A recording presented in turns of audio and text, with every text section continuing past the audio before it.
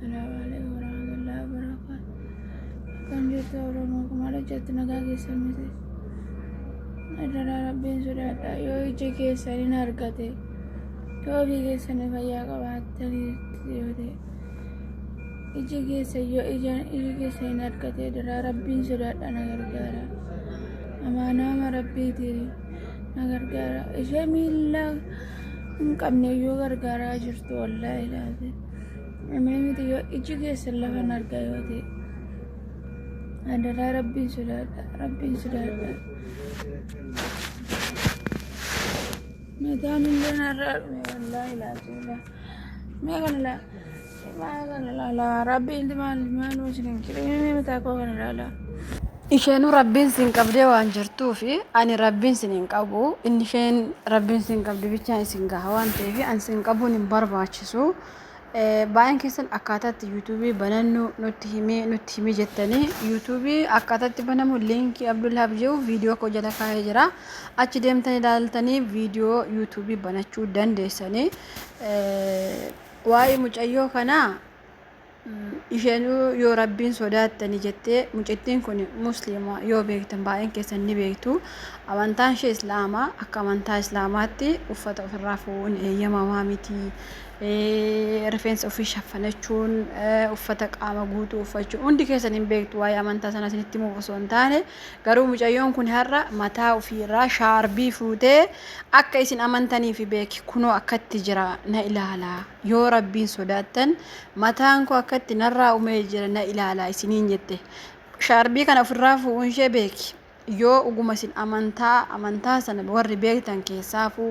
yoo bakka injiraamire lubbuu kee bakka injiraami lubbuun kee bahuu yoo gahe kaati shaarbii sana yookaan uffata ofirraa fuutu malee mucittiin kun nama shaffanattee bareedditti kana jechuudha baay'een keessan ni beektanii. Okay. Ani akka yaada kootti mucittiin kun kan isheen gargaarsa abdii fakkeenyaa fi ijoolleen biyya Arabaa jirtanii osoo sagalee walii taatanii osoo ajandaa biraa iftanii mucayyoon kun yoona biyya galtee jirti. Tokkoffaa baay'een keessa nama feemisoota komachuu jirtan kan akka Maakii Mubaarak Musammaa Asilii warri kun maa gargaaru isanii waan mucayyoo wallaggaa taatee fi waan akkasii kaasuu jirtan. Namni tokko yoo ati ofii kee iyyatte yoo ati amma fakkeenyaaf yoo mana kee keessa rakkoon jiraate yoo ati gadi baatee hin iyyine halagaan ufee siif hin iyyu sii galee kanaafuu ijoolleen biyya Arabaa jirtan isintu biyyaa wal qoodee gandaa wal qoodee lammummaa wal qoodee miidiyaa wal qoode malee feemisoonni isin jalatti jiraachuu jirti jechuudha. Amma fakkeenya warri feemisii ufiin jiran kuni luka keessan jalatti jiraachuu jiran sababiinsa kafooloo godhe isinii kataaftaaf godhu isinii kan miiliyoona biiliyoona gashu isin waan ta'eef har'a soogdanii fooloo sana irraa kaafattanii isaan ikkoo beekamtii hin qaban akkuma kee akkuma kootii jechuudha. Kanaafuu jara sana akkuma baqaan jiraame akkuma Rabbiitti ilaaltanii feemisiin abaluun akkas feemisiin abaluun akkas feemisiin ofii keessan of miidha ijoollee biyya Arabaa ofii keessan walitti hinaaftan ofii keessan gandummaa walitti qabdan ofii keessan miidiyaarra wal jibbitan ofii keessan wal tuffattan malee osoo gaafa ajandaan tokkoof jala fiiguu baattani otoo gaafa namni tokko ajandaa fidu abbaan barbaade ajandaa barbaade yoo fide osoo jala fiiguu baattanii mucayyoo kana gargaaruu qabna jettanii iyyitanii osoo gandummaa waliin qooddan ta'e mucayyoon kun yoo biyya ishee galtee maatii ishee bira jirti jechuudha. Garuu rakkoon keessan rakkoon gandummaa rakkoon wanti hundaa miidiyaa kanarratti wanti isin rakkise ijoollee biyya Arabaati. Isin galee anfeemisoota komadhu maaliif osoo hundi keessan namni TikTokii abe namni Facebookii abe namni YouTubeii abe jiru bara kana keessa YouTubeii yoo abdi habiibti TikTokii qabda Facebookii qabda achuma irratti fuuzii osoo gadhiifte kuni mataan isaa ajandaadha. Yoo namni viidiyoo achi ajandaa biraa kaa'u osoo isa iftee mucayyoo kana ajandaa godhatte mucittii kana silaa namni dhagahaa fi gara biyya gashuu dandeessanii jechuudha. Amma garuu hundi keessanuu satti jettanii teessanii achi booda mucayyoo wallaggaa waan taateef Mubaarak akkas godha mucayyoo wallaggaa taateef Asilii Maakii feemisoota faarsitanii garuu namni gandaa wal qoodu namni biyyaa wal qoodu isin mataa keessanii jiru. Ijoollee biyya Arabaa dhugaa Rabbi ofumaa of cabsitanii ofumaa mataa gadi of deebisitanii ofumaa bakka injiraamire ofumaa waan hundumaayyuu gootanii booda nama biraa immoo qomattanii jechuudha. Kanaafuu mucittii kana garagaara biyyaan gandaan waliin qoodina akkuma keessan dalagachuuf biyyaa baate keessaafuu biyya kana keessatti ani amma dhugaa rabbii itti boso amaarri tokko sona dhuftee biyya kana keessatti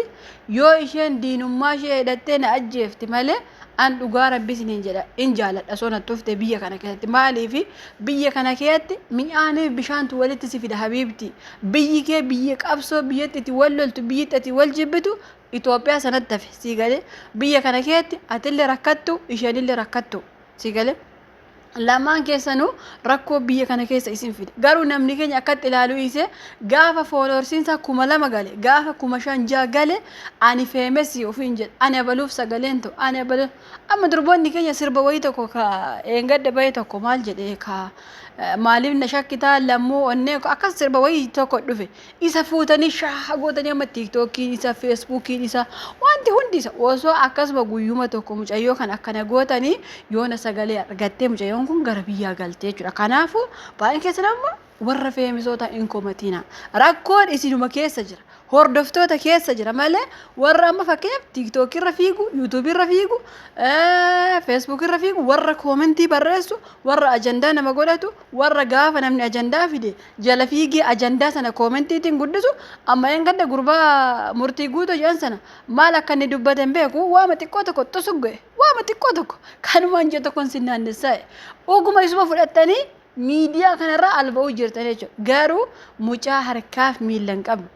mucaa mana akiimii keessa ji'a meeqa ramadaanii keessa barka ramadaanii dura kan mucaan kun akkas ta'e har'a garuu bakka mucittii kanaaf osoo hin dubbatiin mucittii kanaaf osoo sagaleen ta'in yoo sirba ajandaa godhachaa yoo namni wal lolu nama ajandaa wal godhachaa gaafa hudduu namaa agartan hudduu namaa ajandaa godhachaa akka nama mucittii kanaaf oogee wahii hin ta'ina sobdanii feemisoota maqaa hin balleessina rakkoon feemisoota keessan jiru eenyuun feemisi sana jedhee koomentii barreessu isin miti eenyuun feemisi sana akka inni nama arrabsu godhu isin miti kanaafu mucayyoo waa wallaggaa taateef feemisoonni jibban jettanii inkijibina ofummaa keessan mucittii kana ajandaa godha yoo isin ajandaa godhattan miidiyaa keessan irratti mucaan kun yeroo gabaabaa keessatti biyya galuu dandeessa sababiin isaa warra feemisoota gurguddaa warra habaaboo kadhachuu bare irraa dhaabata maaliifire ijoolleen keenya warri biyya arabaa ishee kanatti gaafa biizii ta'an yoo maqanii achi habaaboo kennure yoo maqanii achi koomentii barreessure yoo maqanii achi ajandaa ta'u kanaafuu ajandaan osoo gara mucittii kanatti deebi'e mucittiin kun borga nama gara biyya galuu dandeessi jechuudha garuu isin teessaniituma waan akkas taateef akkas ta'e waan wallagga taateef akkas taate osoo jimma taate yoo namanni bitameefi osoo maalii taate yoo maalii ta'eefi abiibti ofii keessan mataaf gadi buustanii kaatanii nama hin komatina dhugaa rabbi ofii keessan gadi ijoolleen biyya arabaa gandaa waliin qoodina biyyaa waliin qoodina dhugaa rabbi loqodaa waliin qoodina ati ko bar gaafa diinni si ajjeefte afaan oromoo dubbachuu kee bichaaf si ajjeesti ati wallagga ati arsii ati jimma ati wallu ati eessa siin jettu bar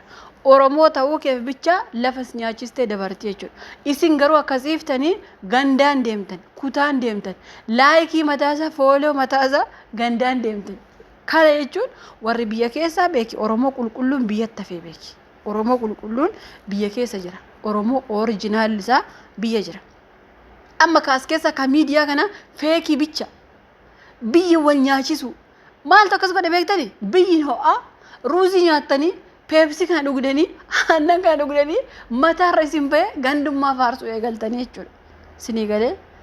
kanaafuu akkuma diinni gaafa sitti dhufe oromummaa kee bichaaf lafa si nyaachisu atillee mucittii kana oromummaa ishee bichaaf ajandaa godha amma birrii buusa gara biyya gashaa isiniin jechaan jiroon ajandaa godha gaafas feemisoonni fuudhanii gaafa isin feemisoota jala deemtan ufanii mucayyoo kana ajandaa godhatanii gara biyya ishee gashanii jechuudha kanaafuu rakkoon eessa jirare ijoollee biyya arabaa bira jira ijoollee biyya arabaa hunda keessan bira rakkoo mucaa kanaaf namni furmaata ta'uu danda'u feemisa caalaa feemisa dura